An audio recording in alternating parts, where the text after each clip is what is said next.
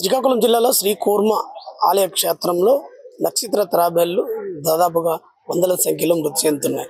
ఈ యొక్క ఆలయ తాబేలు, ఈ నక్షత్ర తాబేళ్లు కూడా ఏ విధంగా ఎందుకు అసలు దీని యొక్క పర్యవేక్షణ లేకపోతే ఏంటనేది దీనిపై తెలుసుకోవడానికి మనతో పాటు మన రామమూర్తి గారు ఉన్నారు. వన్యప్రాణాలు రక్షణ సంబంధించిన ఆయన అడిగి వరకు సార్ ఎలా చూస్తున్నారు ఈ తాబేళ్లు? శ్రీకూర్మ క్షేత్రంలో భగవంతుడి స్వరూపాలుగా భావించే నక్షత్ర తాబేళ్లు సంరక్షణ అన్నది గత కొన్ని సంవత్సరాల నుంచి జరుగుతుందండి. దాదాపు 3 దశాబ్దాల నుంచి జరుగుతుంది. మేము ఇక్కడ 13 ఏళ్ల నుంచి ఈ బాధ్యత అప్పటి కలెక్టర్ గారు, డిఎఫ్ఓ గారు మాకు అప్పచెప్పారు హైకోర్టు ఆదేశాల మేరకు. అప్పటి నుంచి కూడా మేము రిమార్క్ లేకుండా అంత పక్కడ్బందీగా రికార్డ్స్ కానీ, లేకపోతే ఫుడ్ విషయంలో కానీ, వాటి మెడికేషన్ విషయంలో కానీ ఎప్పటికప్పుడు అంతా రికార్డెడ్గా చేస్తూ రిపోర్ట్స్ కూడా వాటి కౌంట్ చేసి ప్రతి నెల కూడా forest department, environment department, collector, animal welfare board of India వీళ్ళందరికీ పంపుతున్నాం అనమాట. అంత పక్కగా ఉంది. నేను వచ్చి చూసుకున్నారు కూడా, ఎమ్మెల్యే గారు కూడా రిపోర్ట్స్ చూసిన తర్వాత ఆయన సాటిస్ఫై అయ్యారు. ఇందులో లేదు, దీనికి బయట జరిగిన సంఘటనకు అసలు సంబంధం లేదు. ఎందుకంటే ఇందులో ఉన్నవన్నీ సురక్షితంగా ఉన్నాయి. నెంబర్ ఏదైతే మనం రికార్డులో ఉన్నా ఆ నెంబర్ ఇక్కడ ఉంది.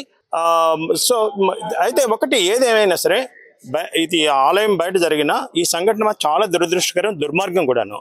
ఎందుకంటే నోరులేని ఒక మూగజీవాల్ని స్వార్థ ప్రయోజనాలు చక్కబెట్టుకోవడం కోసం పావుగా వాడుకోవడం అన్నది తీవ్రంగా గ్రహించవలసిన విషయం.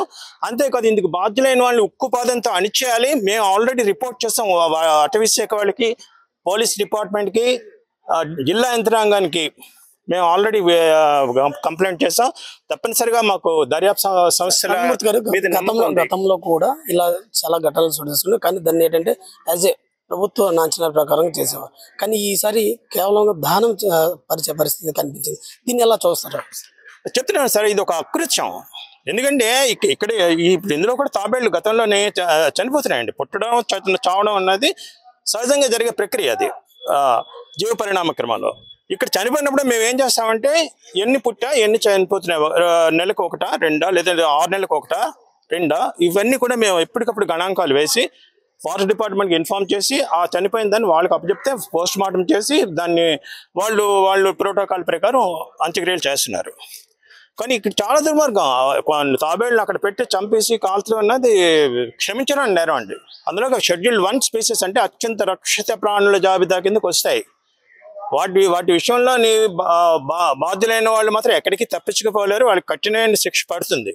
మొత్తం చూసుకుంటే ఈ నక్షత్ర తాబేళ్లకు సంబంధించిన మృత్యువత పడే దానిపైన వన్యప్రాణాల సంరక్షణ అయినటువంటి రామమూర్తి దీనిపైన ఉక్కుపదం అవుతారు. ఎలాంటి వాళ్ళైనా దీనిపైన ఉపేక్షించేది లేదు.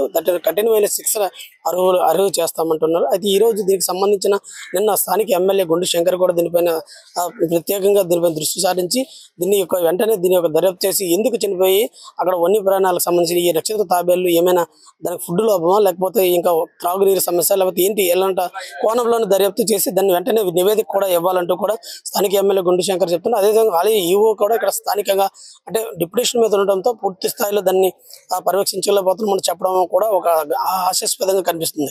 ఏదైనప్పటికీ ఈ నక్షత్ర తాబేళ్లు ఇలా మృత్యువత పడడం అయితే హిందువులు మనోభావాలు దెబ్బతీసే పరిస్థితి కూడా కనిపిస్తుంది. ఇది ఇక్కడ తాజా పరిస్థితి. రాకేష్తో వెంకటరమణ, ఆంధ్రప్రభ న్యూస్, శ్రీకాకుళం.